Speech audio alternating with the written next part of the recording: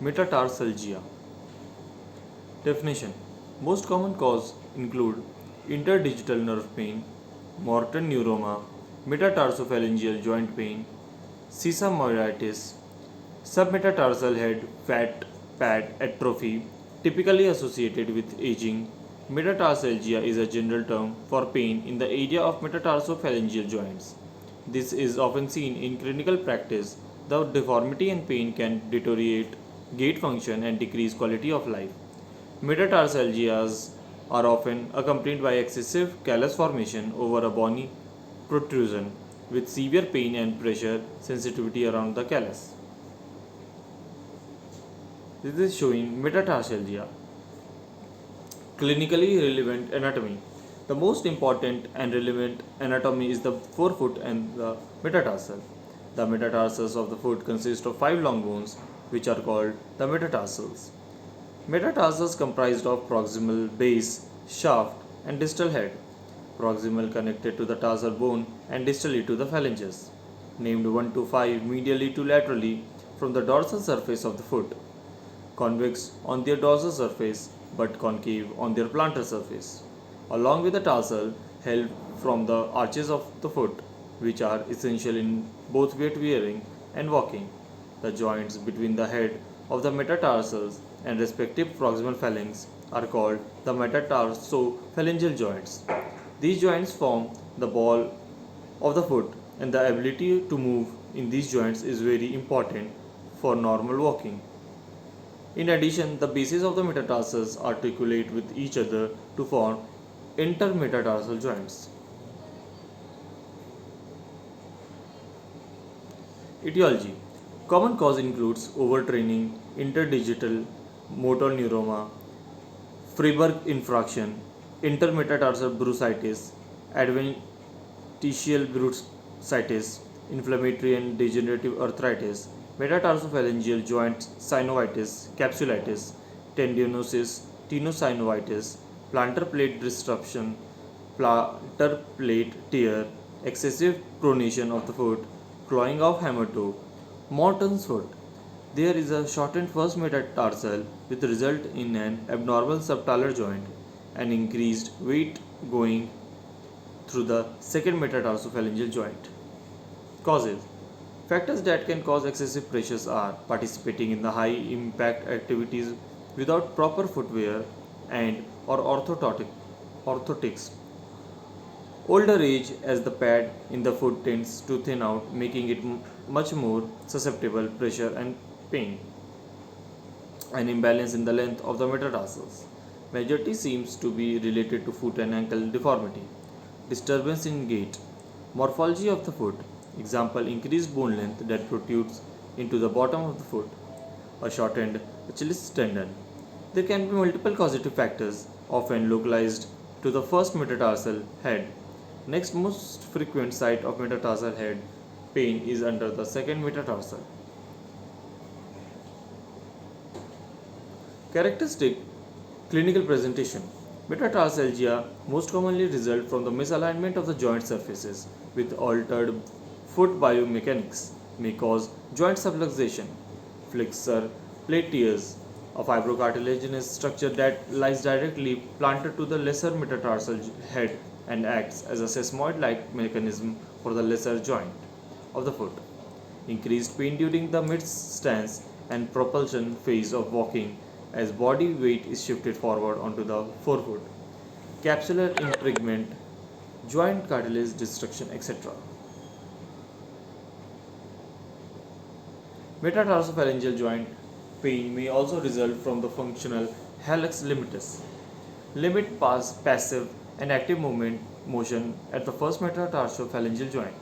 Patients usually have the foot pronation disorders that result in elevation of the first ray with lowering of the medial longitudinal arch during weight bearing. As a result of the first ray elevation, the proximal phalanx of the great toe cannot freely extend to the first metatarsal head. The result is jamming of the dorsal joint, leading to osteoarthritic changes and loss of motion of joint.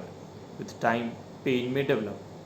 Another cause of first metatarsophalangeal joint pain due to limited motion is direct trauma with stenosis of the flexor hallucis brevis, usually occurring within the dorsal tunnel. If pain is chronic, the joint may become less mobile with an arthrosis, hallus rigidus, which can be debilitating. Acute arthritis can occur secondary to systemic arthritis such as gout, RA, and spondyloarthropathy.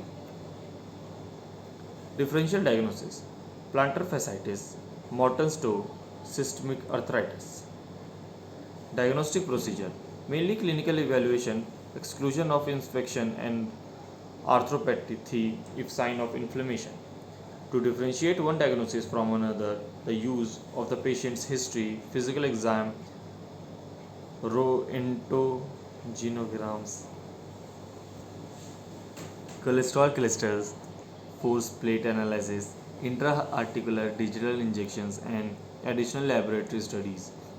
Electromyography, arteriograms, venograms can be used. Investigations: X-ray can be performed to assess the degree of degeneration of the joint. Treatment: medical management. Foot orthosis with metatarsal pads may help redistribute the relieve pressure from the non-inflamed joints. With the excess subtalar eversion or when the feet are highly arched, an orthotic that corrects these abnormal alignments should be prescribed. Shoes with rocker sole modification may also help. For functional hallus limitus, orthosis modification may further help to plantar flex the first tray to improve metatarso-phalangeal joint motion and reduce pain. If the first tray elevation cannot be reduced by these means, an extended first tray elevation pad may be helpful. For more severe limitation of first metatarsophalangeal motion or pain, the use of rigid orthosis, carbon fiber plates, or external shoe bars or rocker soles may be necessary to reduce motion at the joint. Surgery may be needed if conservative therapies are ineffective. If inflammation, synovitis is present, injection of the local corticosteroid anesthetic mixture may be useful. NSAIDs are most commonly used for the relief of mild to moderate pain, but you have to use the right shoe. Surgical treatment: surgical options are: first, resection of the metatarsal head; second, elevation of the depressed fragment of the metatarsal head and bone grafting of the defect; third, resection of the base of the proximal phalanx with syndactylization of the second and third toe; fourth, dorsal closing wedge osteotomy of the metatarsal head; fifth, joint debridement and metatarsal head remodeling; sixth, total joint arthroplasty. Joint debridement and metatarsal head remodeling: angled incision exposed the extensor hood v the entire extensor expansion over the empty joint. Identify the EDB as it joins the EDL and section of the former at its juncture. Incise the extensor hood just lateral to the EDL and retract the tendon medially through a longitudinal capsulotomy. Enters the MTP joint and reflect the capsule medially and laterally by sharp dissection. Remove all the osteochondral fragments. Distract the toe manually. Expose the empty head. Relaxation of extensor tendon to the MTP joint. If the articular surface has remodeled, debride the joint of all loose fragments, remove the synomia and perform the Z-plasty lengthening of the EDL. If the empty head is pitted, counter it.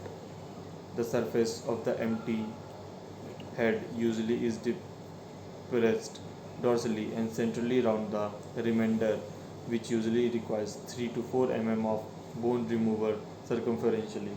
Irrigate the bone joint while flexing and extending it to flush any remaining cartilage or bone fragments. Close the capsule with fine absorbable suture and apply a dressing that holds the joint reduced. After surgery, elevate the foot for 48 hours, followed by walking in a wooden soled shoe. At 2 weeks, the forefoot is redressed, holding the toe in desired position. At 4 weeks, Toe box shoe is allowed and gentle active assisted ROM of the second metaphalangeal joint is encouraged. Dorsal closing with osteotoma. A gentle curved dorsal incision over the head of the metatarsal. The joint is debrided and any loose body or hypertrophic synovium removed. To avoid aseptic necrosis and non-union complications, the removal of soft tissue is avoided as much as possible. A dorsal wedge is removed from the normal dorsal metaphysis. Internal fixation is performed with a figure of 8 stainless steel wire loop or stabilized with K-wire. After surgery, a walking cast with a toe platform is applied. Stitches were removed at 2 weeks. The cast discarded at 4 weeks. The natants were instructed to use shoe which is soft and avoid strenuous activities for another 4 weeks. Thank you.